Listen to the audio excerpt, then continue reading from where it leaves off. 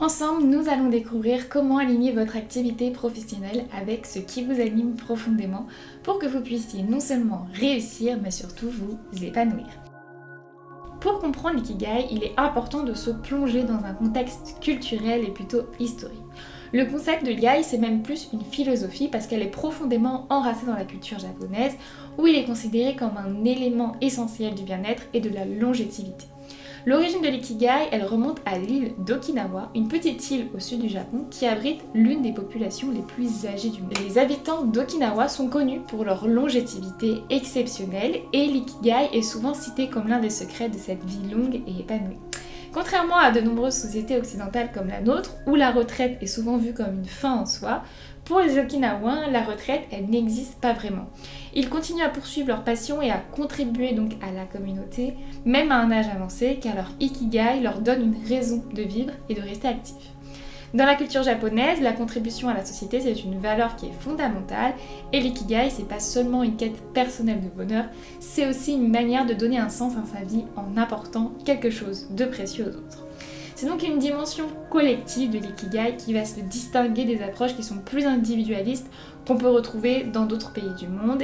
Et en trouvant votre ikigai, vous ne contentez pas donc de poursuivre votre propre passion, mais vous participez aussi donc à la construction d'une société meilleure. L'ikigai, ça peut jouer un rôle clé dans votre réussite, parce que lorsque vous trouvez votre ikigai, vous êtes aligné avec votre travail, avec ce qui vous passionne vraiment et ce dans quoi vous êtes naturellement bon. Et ça a forcément un impact positif sur les autres. Ça va vous créer une source de motivation qui peut vous aider à surmonter donc des défis, mais surtout à rester engagé, même lorsque les choses vont devenir plus difficiles. Par exemple, pour beaucoup, entreprendre, c'est un chemin vers le succès, mais c'est objectivement semer d'embûches, c'est très difficile. Il y a des hauts, il y a des bas, il y a des moments de doute, et il y a beaucoup d'épuisement. Par contre, l'ikigai va vous aider à naviguer dans ces moments difficiles, parce que vous savez pourquoi vous le faites, vous savez pourquoi vous vous levez le matin, et vous savez pourquoi vous avez commencé. Donc en fait, c'est parce que vous avez toujours cette petite flamme en vous qui va vous pousser à lancer votre projet, et en tout cas aller jusqu'au bout. Et en plus de ça, donc, si vous êtes aligné avec votre ikigai, vous allez créer un business qui est pas seulement rentable, mais aussi qui est satisfaisant. Et on veut pouvoir se lever le matin et on veut pouvoir donner du sens à ce qu'on fait. Ce sera pas donc uniquement pour l'argent, mais ce sera aussi pour la reconnaissance, pour faire quelque chose de plus grand qui nous nourrit et qui nous apporte donc de la satisfaction personnelle. C'est donc la différence entre quelqu'un qui va lancer un business pour l'argent et quelqu'un qui va lancer un business pour se faire plaisir. Et c'est exactement la même chose pour les salariés. Il y a donc une différence entre quelqu'un qui se lève le matin pour faire vivre de sa passion et quelqu'un qui se lève tous les matins en subissant toutes ses journées. Malheureusement, vous n'avez pas du tout la même satisfaction personnelle, vous n'êtes pas aussi heureux et ça a forcément aussi un impact sur les autres. Surtout par exemple si vous faites un métier où c'est plus difficile de voir ce que vous apportez aux autres. Par exemple, si vous êtes infirmière, c'est plus facile au quotidien de se rendre compte de ce que vous apportez. Par contre, si vous avez un métier, par exemple, dans les bureaux, plus comme approvisionneur, ça va être plus compliqué d'essayer d'aller trouver du sens dans certains types de métiers, bien qu'il y a toujours du sens. Un approvisionneur, c'est lui qui va faire en sorte que vous ayez un produit qui est disponible dans un magasin. Donc, il est essentiel à la société, mais au quotidien, ça va être plus difficile en tout cas de se sentir valorisé. Pour bien comprendre l'ikigai, il faut penser aussi que c'est une philosophie. Il faut imaginer 4 cercles qui se croisent et chaque cercle va représenter un aspect clé de votre vie. Le premier cercle, c'est ce que vous aimez, c'est votre passion. Donc ça va être les activités qui vont vous rendre heureux, qui vont vous apporter du bonheur et qui vous donnent surtout de l'énergie. Aujourd'hui, qu'est-ce qui vous rend heureux au point que vous en oubliez le temps qui passe ? Alors je pense qu'il y en a beaucoup qui vont dire qu'ils n'ont pas de passion, mais en réalité, vous n'avez pas besoin d'avoir une passion forte, vous avez peut-être plusieurs petites passions. Pour imaginer tout ça, imaginez donc que votre personnalité est un jardin et qu'une passion est une fleur. Vous avez des personnes, quand elles sont jeunes, elles ont une première petite fleur, donc une première passion, qu'elles vont arroser tout au cours de leur vie et cette fleur va devenir plus tard un arbre à l'âge adulte et donc elles ont une passion qui prend énormément de place dans ce jardin parce qu'elles ont arrosé toujours la même passion et on peut dire donc qu'elles sont passionnées par un domaine très précis.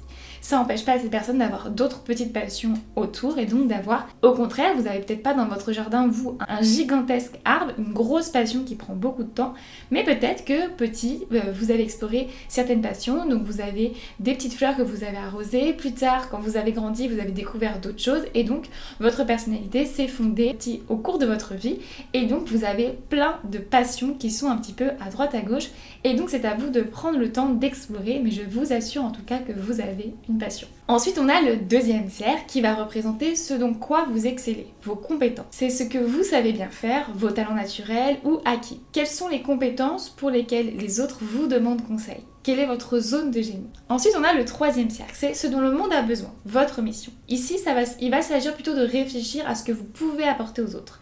Quels problèmes vous pouvez résoudre? Quelles valeurs pouvez-vous créer pour votre communauté, pour votre clientèle, pour votre famille ou pour même le monde en général? Et enfin, le dernier cercle, c'est ce pourquoi vous êtes rémunéré, donc votre profession. Ça va être donc la dimension financière. Comment on peut transformer nos passions, nos compétences en une activité rémunératrice? Quelle solution ou quel service unique je peux offrir? Ça, c'est vraiment les 4 piliers de l'ikigai. Et l'endroit où ces 4 cercles se rejoignent, c'est votre ikigai. C'est ce point d'équilibre que vous devez trouver entre ce que vous aimez faire, ce dans quoi vous êtes doué, ce dont le monde a besoin et ce pourquoi vous pouvez être payé.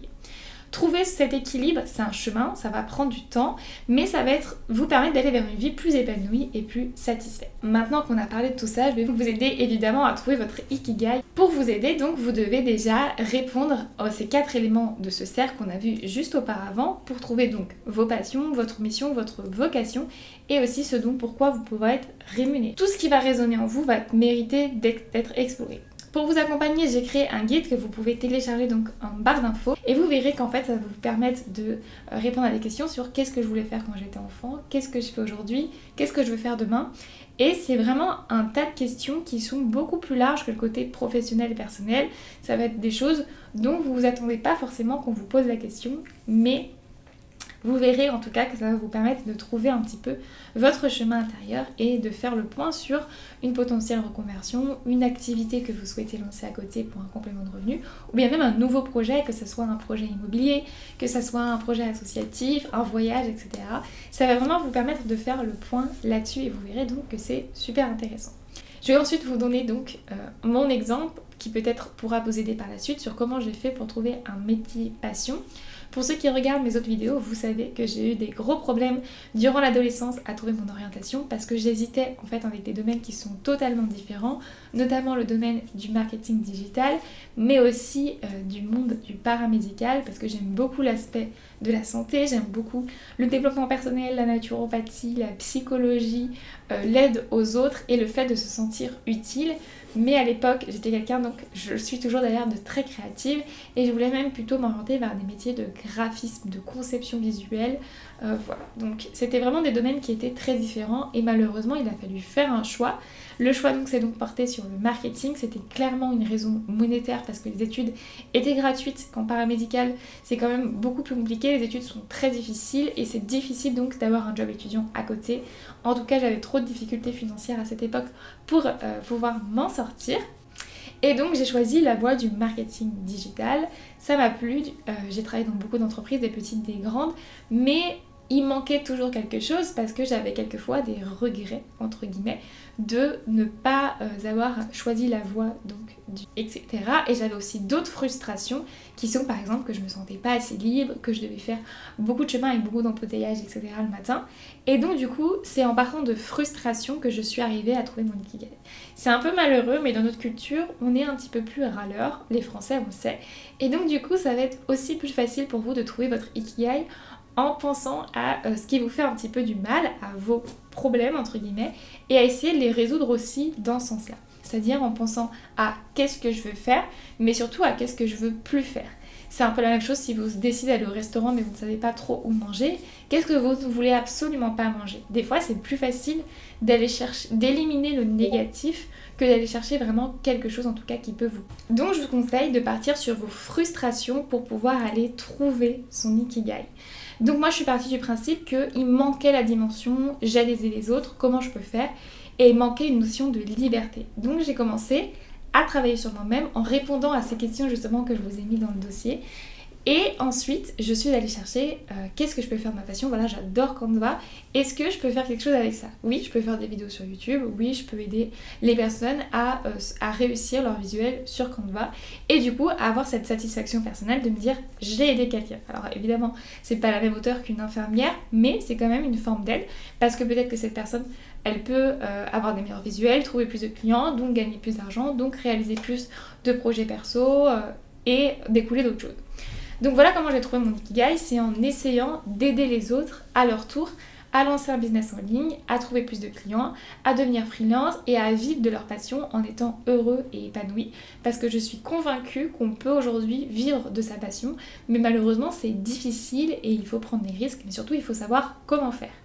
J'ai eu la chance de pouvoir savoir comment faire et donc j'ai envie aujourd'hui de vous aider en tout cas à réussir à votre tour. C'est pour ça que j'ai tout condensé dans ce PDF qui est gratuit, donc je vous laisse le télécharger et jeter un œil. Et d'ailleurs je suis très curieuse de savoir qu'est-ce que vous faites aujourd'hui comme métier, qu'est-ce qui vous a emmené aujourd'hui donc à cette vidéo, pourquoi regarder une vidéo sur l'Ikigai. Et vous voyez d'ailleurs, ça c'est même des premières questions que vous pouvez vous poser. Pourquoi vous regardez cette vidéo? Pourquoi vous avez tapé ça sur internet? Et où est-ce que vous voulez aller? Encore une fois, c'est pas obligé que ce soit tourné autour du business. Je parle du business parce que c'est un petit peu plus mon sujet sur ma chaîne YouTube, c'est le business en ligne et le développement personnel. Mais évidemment que vous êtes salarié ou entrepreneur, deux statuts totalement différents. Les deux sont très bien, j'en ai déjà parlé sur ma chaîne aussi. Il n'y a pas de mal à être salarié. Être salarié, c'est génial aussi. Voilà, je tiens à le rappeler et sachez que ça marche également, même si je vous l'ai déjà dit, pour des projets qui sont personnels et pas forcément professionnels. Le but étant d'être heureux et d'avoir quelque chose qui nous guide toute notre vie. Sachez aussi que votre Ikigai, il va changer au cours des années quand vous allez prendre de l'âge, parce qu'il y a d'autres choses qui vont vous attirer et vous allez découvrir certainement aussi d'autres métiers, d'autres passions et vous aurez donc d'autres fleurs à arroser. Voilà pour cette courte vidéo, c'est la première que je fais sur ma chaîne qui est un peu plus axée donc sur le développement personnel. N'hésitez pas à me dire si cette vidéo vous a plu et on se retrouve très vite pour une nouvelle vidéo ou un tutoriel. À bientôt!